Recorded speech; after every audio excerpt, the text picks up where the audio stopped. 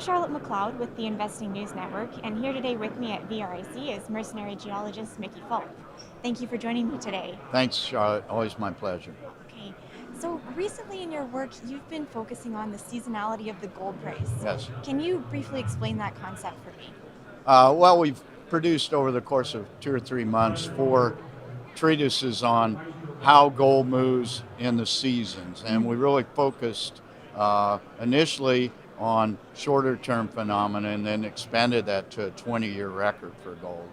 The idea is that there's a seasonality in the gold price that speculators, traders, and even hoarders of gold can take advantage of. And what we found is from a June 1 high, then you have a summer doldrum low, which starts to recover post Labor Day, goes up through October, and that makes sense with the Indian wedding and festival seasons. Kind of goes flat for a while and then rises toward Christmas as the so-called love trade comes in the West, where every guy is buying his wife, his girlfriend, and or his mistress a bauble of gold, and then kind of drops off at the end of the year, and then we have this big January rise as bullish feeling comes in the new year.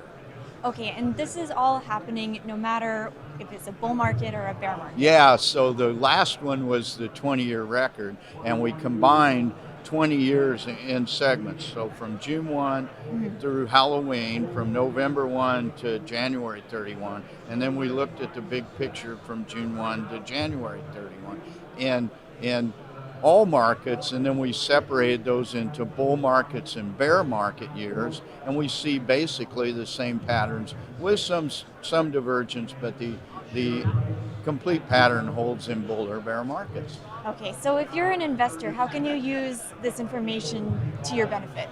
Well, I would say that it's very difficult to invest in gold because it doesn't always provide a constant return. That's what an investment is designed to do. Right. So you have the speculators in gold, the traders in gold, and then people like me who hoard gold. So if you're a trader or a speculator in gold, you should buy it sometime in July, early July to mid-August, and be prepared to sell your gold in mid to late January. And if you've done that you'll 6% return on that over a 20-year period. If you're a hoarder like me, you just buy in the summer and sit on your gold. Okay. Now, other than seasonality, there are definitely other factors impacting the gold price. Right now, I hear a lot about the US dollar. But what do you think is the most important factor to be watching in regards to gold? US dollar. Okay. So this started out, our treatises on gold started out with doing correlation coefficients on gold. And there is a strong negative correlation with dollar rises, extremely high. The latest one being somewhere around 0.92, negative 0.92, which is almost a perfect correlation. So as the US dollar rises and falls, gold's been going up and down almost with perfect negative correlation. There are other factors that commonly either cause rises or falls in gold price. Geopolitical events, we're finding that has a lesser impact now, and safe haven insurance policy sort of buying, which is kind of what I do too. But that right now it appears that the world looks at the U.S. dollar as more of a safe haven than it does gold, and that's somewhat unusual. Okay. So in closing, we're here at VRIC and people are here to hear what experts think. What are you looking at right now? What are you bullish on and focused on? Well, I've been writing lately on two subjects, on gold, and we really discussed that.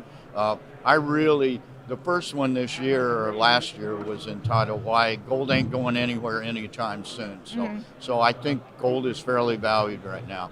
But what I'm looking at is uranium and the changing world of uranium worldwide. We're still building 66 new reactors under construction, 158 in the planning, financing, pouring concrete, initial footing sort of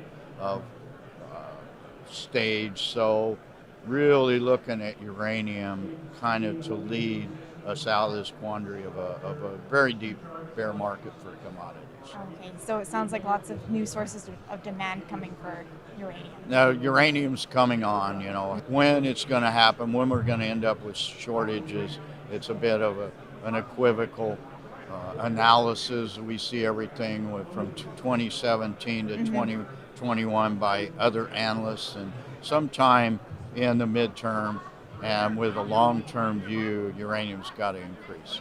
Okay, well, thank you so much for joining me today. Thanks, Charlotte, as always. And once again, I'm Charlotte McLeod with the Investing News Network, and this is Mickey Falk.